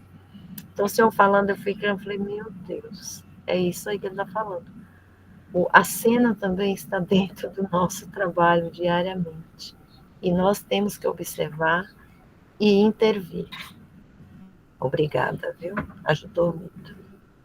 Eu vou te falar uma coisa, eu vou tentar colocar ainda hoje, tá? O vídeo, apenas no começo, e fica à vontade, viu? Se você assistir, depois quiser mandar mensagem, às vezes não quer mandar lá no mural, quer mandar no privado, tudo bem, porque eu acho que vai te ajudar muito, assim, é um filme muito perturbador, eu diria. É muito interessante ver o que essa professora francesa enfrenta, né? Porque ela tem que enfrentar uma estrutura porque as pessoas não acreditam, né? E veja, nós estamos num governo Sarkozy que não acredita numa possibilidade de construção de saber nesse lugar que a professora está falando. Então, e ela enfrenta isso, ela vai até o fim e desenvolve saber, construção de filosofia com picunuchos, né? De 3, 4 anos. É incrível o que ela faz. Eu vou compartilhar, e se você quiser, Mel, depois... Agradeço, porque eu li muito sobre o Lipa. Depois aí você compartilha comigo, ver o que você achou. Falei assim, Luciano, putz, assisti aqui. Pô, te agradeço, porque a gente que está na educação infantil, a gente está tendo grandes mudanças. Imagino. Muitas mudanças. Nós temos que estudar muito para entender essas mentes dele. Eu tô assim, tem dia que eu tenho uma lá, gente, ela me chama de Sorinha. Sorinha, e ela conhece o mundo do funk melhor do que eu, que qualquer ser humano. Ela tem 6 anos. Gente, é uma loucura. Olha, você vê, o funk, por exemplo, tem tudo a ver com o que eu estava falando sobre essa questão da pós-produção. O funk é uma linguagem artística, né? E por mais que algumas pessoas fiquem assim, não é uma linguagem... Não, é uma linguagem artística, sim. O funk é uma linguagem artística, sim. E como a menina ela tem desenvolvimento para tudo. E o funk, ele tem muito dessa questão da pós-produção. Ele usa, ele se utiliza de outros materiais construídos, ele revê, ele remixa, recoloca questões. Então, é muito interessante a gente tirar os nossos preconceitos também e estudar esse universo do funk. Existe várias vertentes também, né? Existe o funk dito, né? O funk consciente, o funk... o X, Y, Z, tem uma série, uma gama aí, que é interessante, né? Porque a gente vai ver o quanto que a nossa percepção de mundo precisa ser alterada. E quando eu falo de percepção de mundo, estou falando de novo do quê? Pontuando o como. Nós estamos lidando agora com uma questão que é percepção de mundo. Percepção é como você percebe o mundo.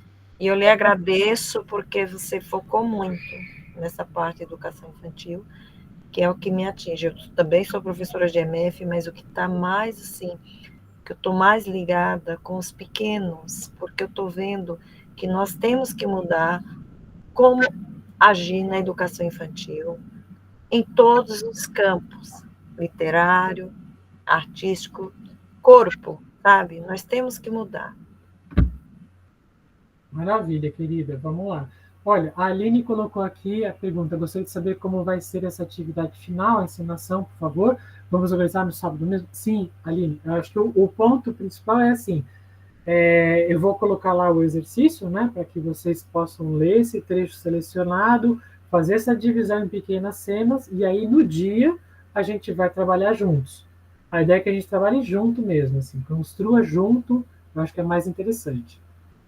E complementando, Luciano, eu estava pronta já para colocar essa questão, caso você não tivesse lido.